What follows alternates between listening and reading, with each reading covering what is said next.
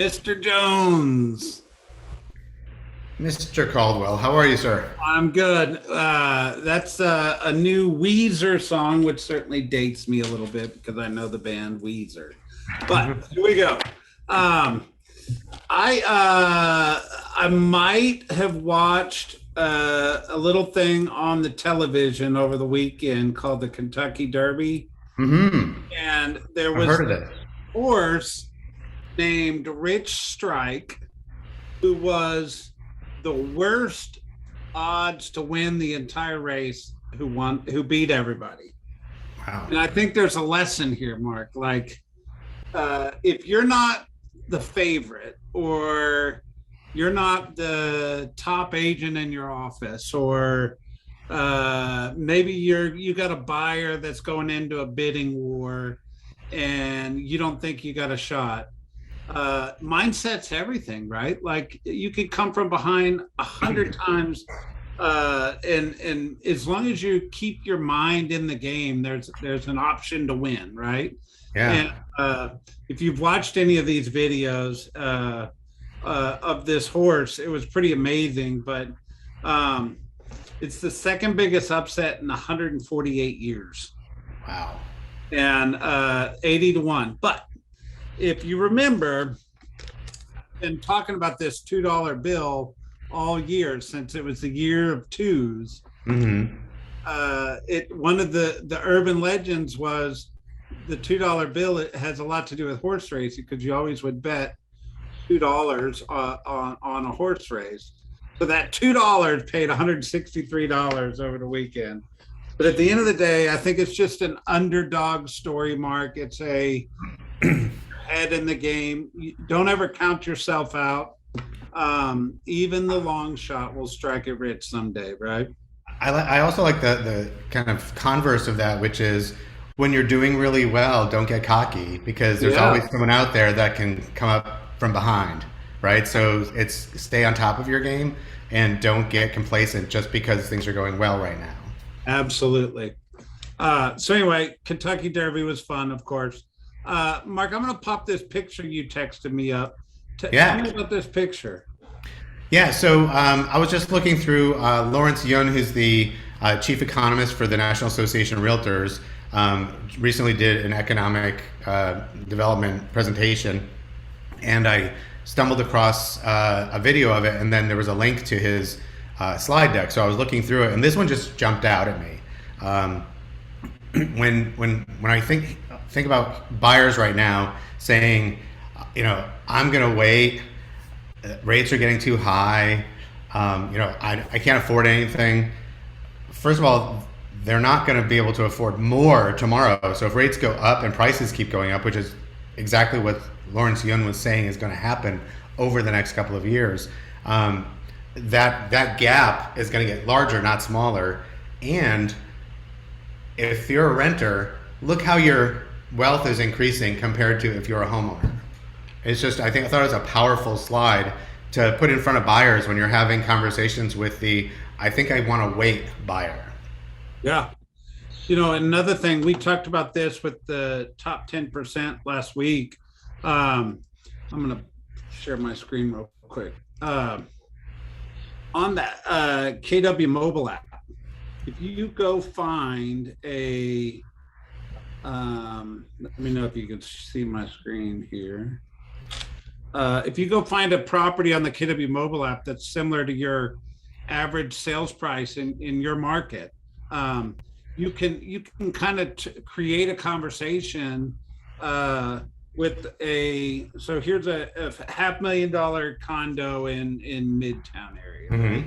Mm-hmm. If you scroll to the bottom of this, there's the entire mortgage calculator at the bottom, right? Right. And I think it's kind of ironic. It's preset at 2.95 interest, which good luck on that one these days, right? Right. But That made sense a few years ago.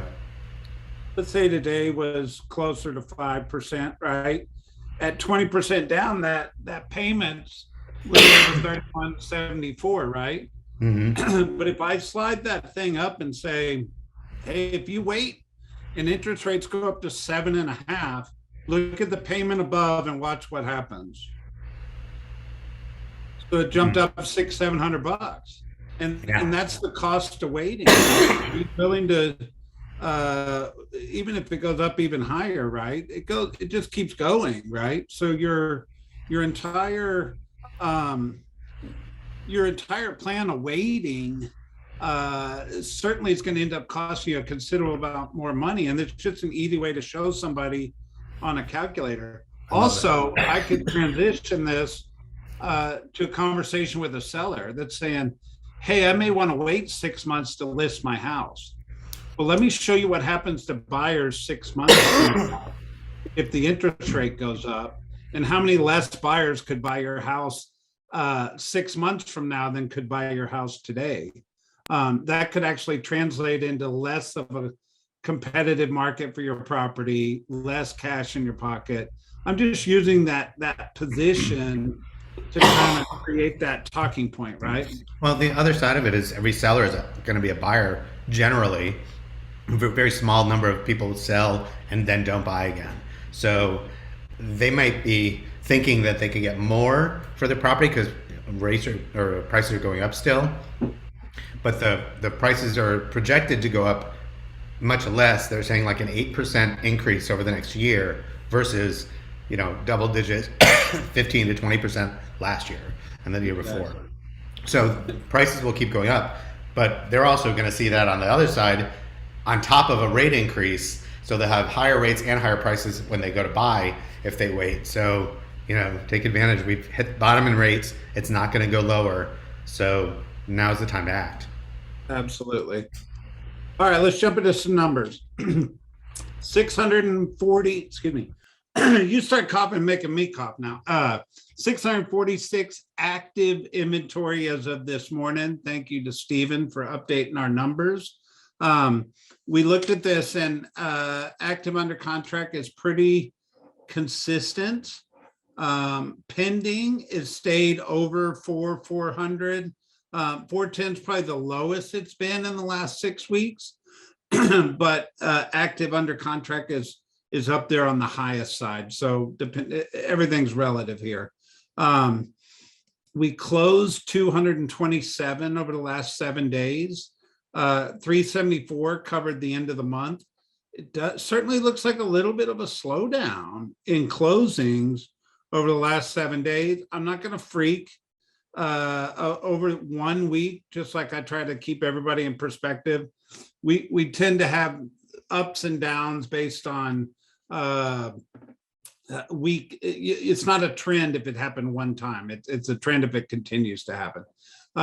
So this is Fulton County, 646 active, 410 pending, and the closings went way down over the last 7 days, but I would expect them to kind of bounce back up. If we look into CAB, 433, same active inventory we've had. Active under contracts kind of holding around 90. Pending is holding around 270. Closings went from 242 to 127. Tanked closings in DeKalb County over the last 7 days. Cobb County, 427 active, 283 pending, 240 to 149 or 145 on closings. Tanked closings over the last 7 days.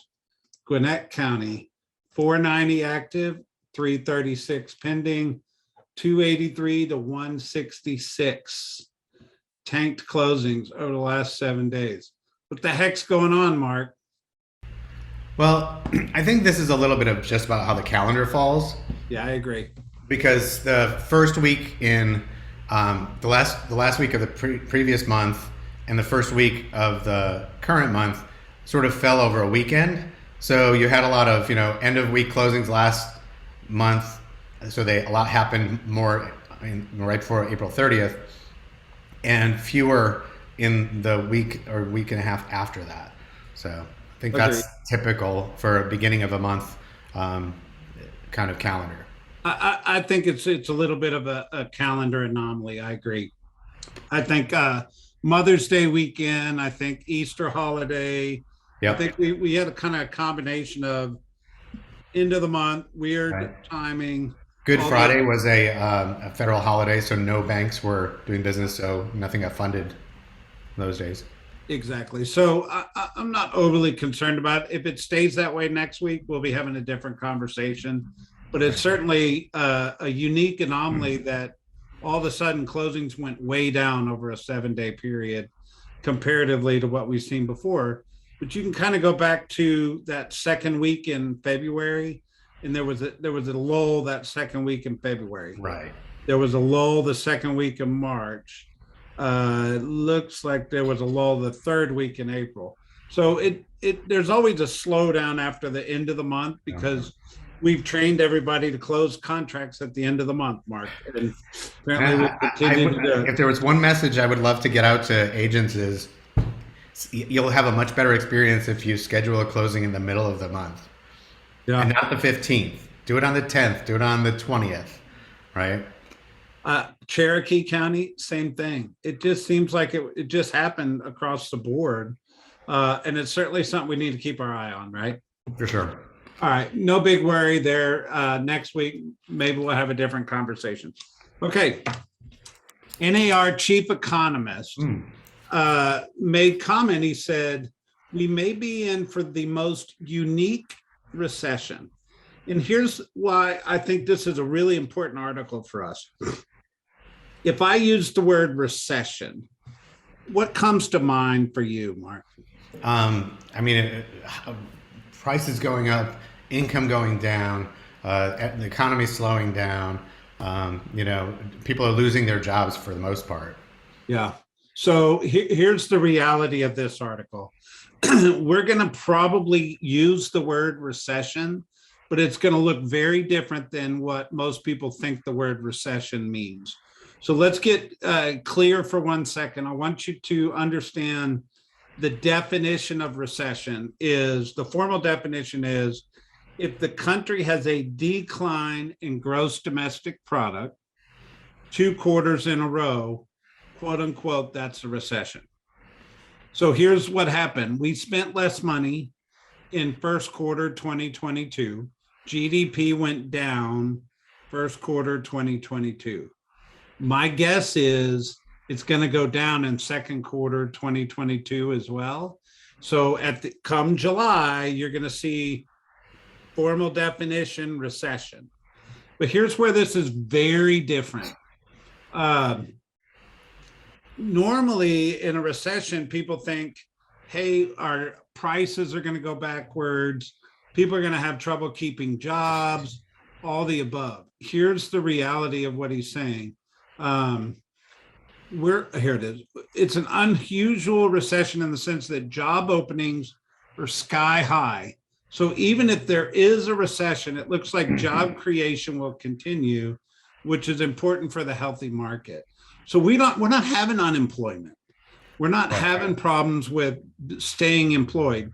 By the way, that's one of the key factors of owning a house is having a job, right? It helps. Yeah. And just side note, so employment is not a part of this, right? Right. Payroll jobs keep rising. We're still growing in employment.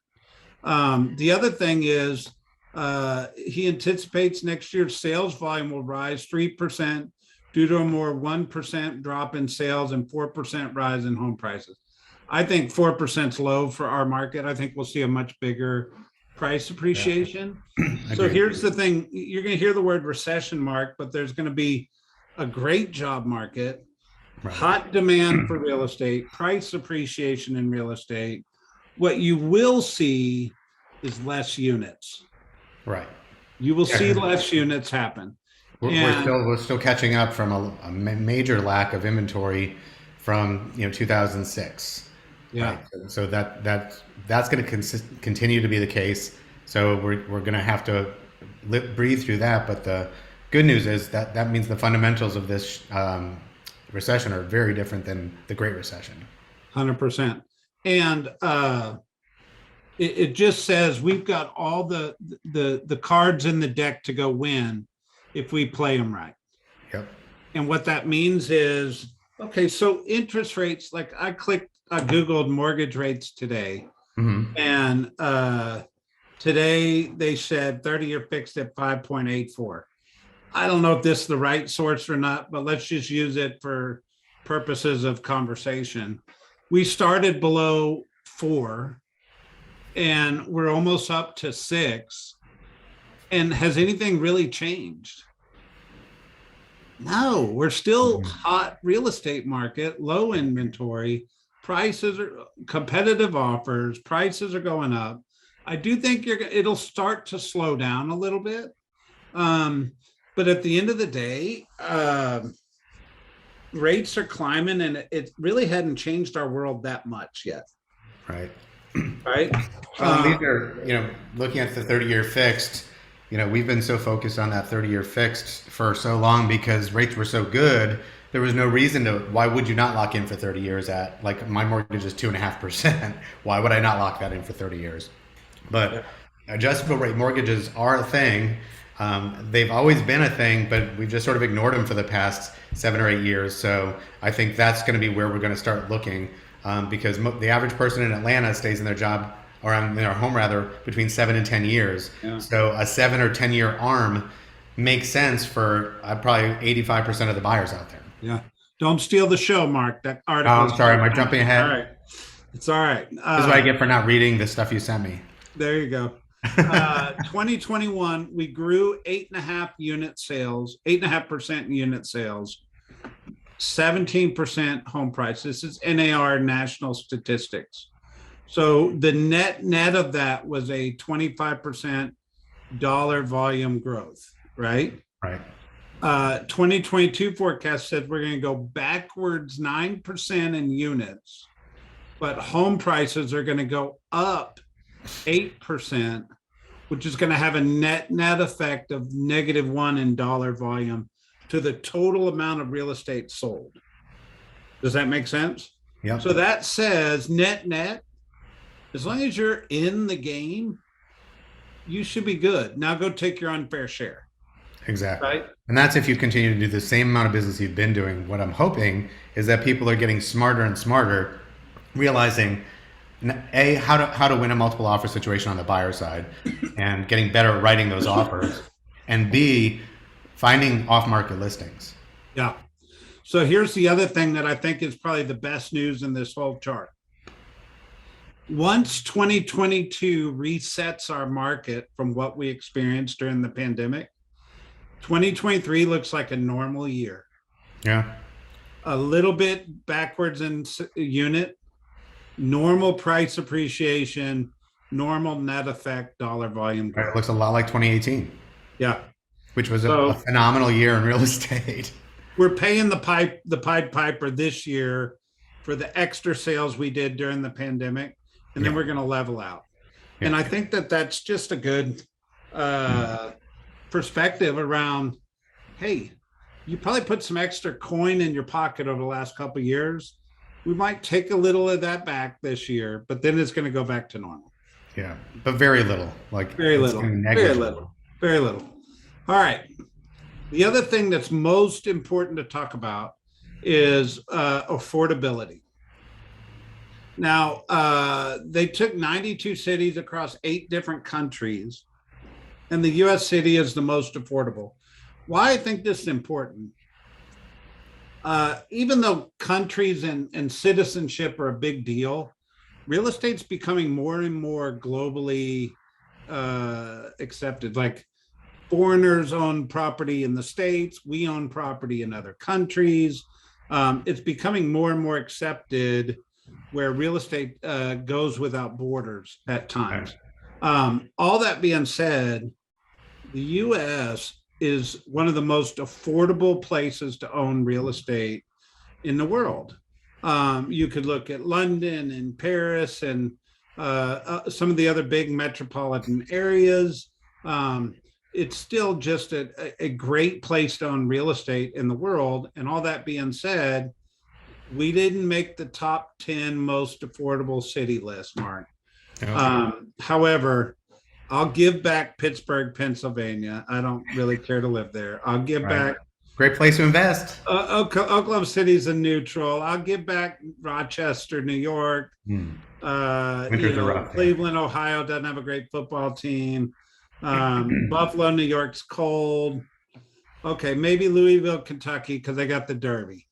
But at the Yeah. end of the day, you got to realize affordability is a big part of what drives the real estate sales market. Right. And even though we're not on the top 10 list, Atlanta is definitely deemed affordable. We're on the cusp of that. Hmm. But the reality is, a median income family can buy a median price home in this city.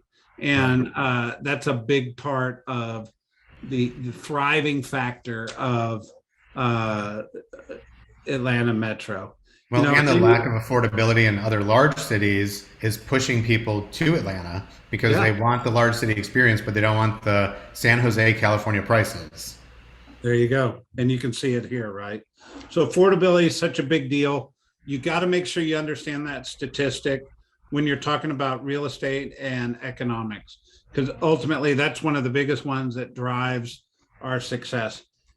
Keeping the 10-year treasury on our radar, because this is most closely related to the prediction of where the mortgage rates are going. You can see, get off there. We've been climbing and climbing and climbing.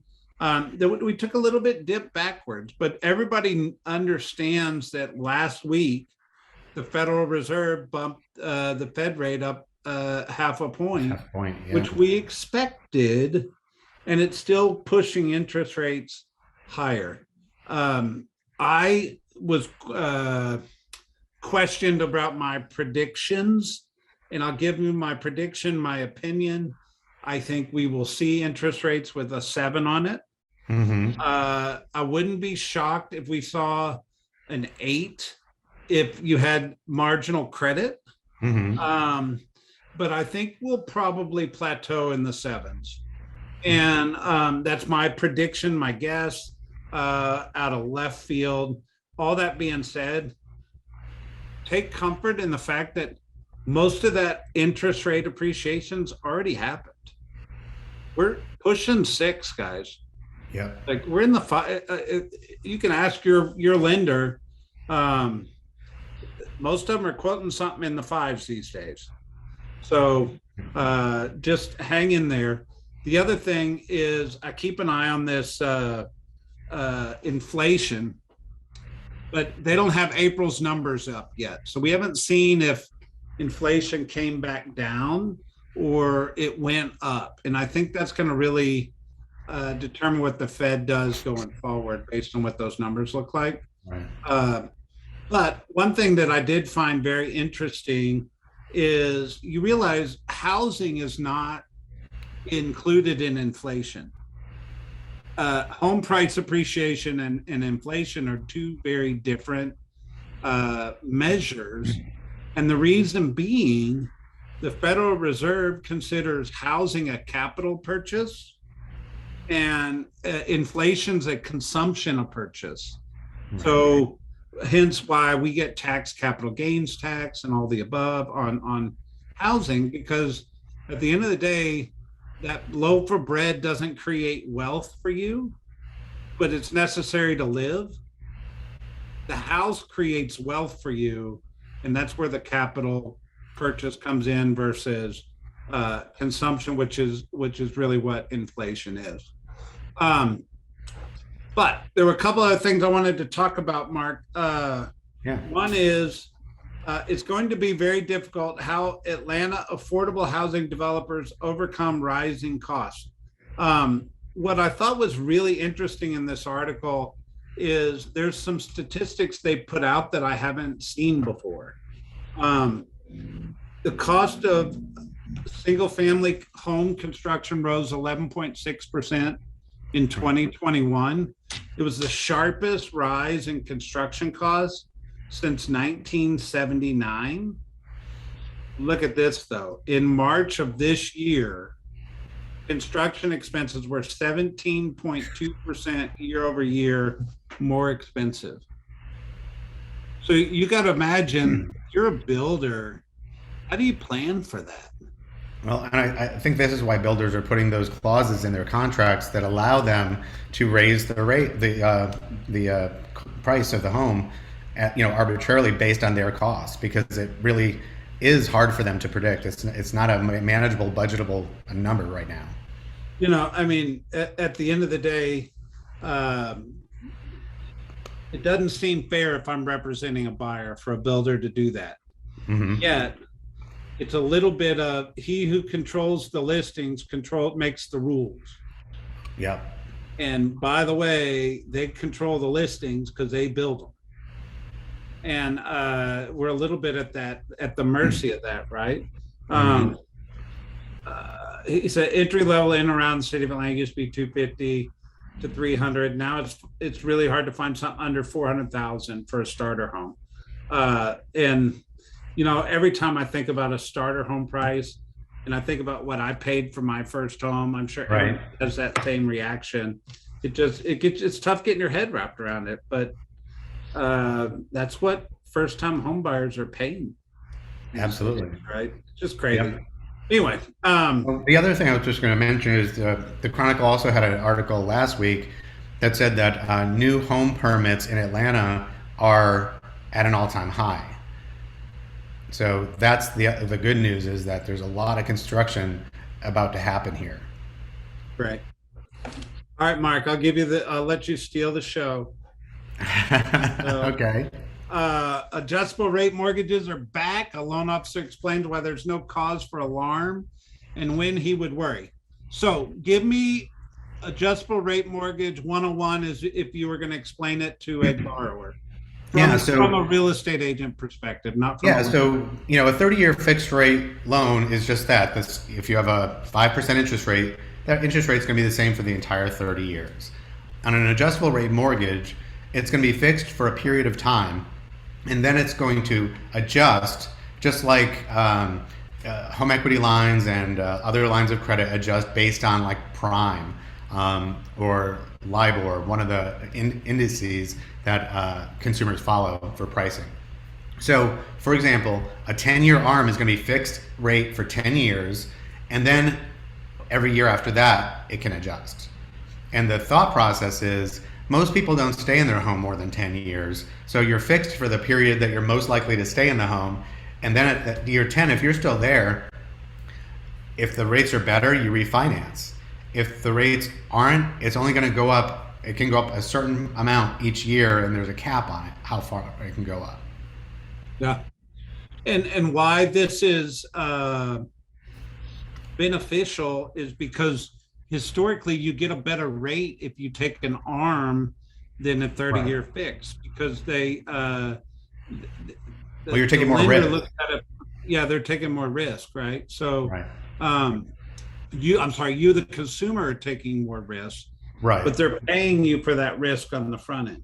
Right, which is And why like a 10-1 arm is cheaper than a 30-year fixed, right? So if you can lock in for 10 years, you're going to get a little bit of a discount because you're giving up the right to keep that rate for 30 years. yeah, But if you're on a 5-1 arm or a 7-1 arm, that's going to be even cheaper than the 10-1 because you're again shrinking the time that you have a fixed rate. So you're taking more risk that your rate could go up during the term of that loan.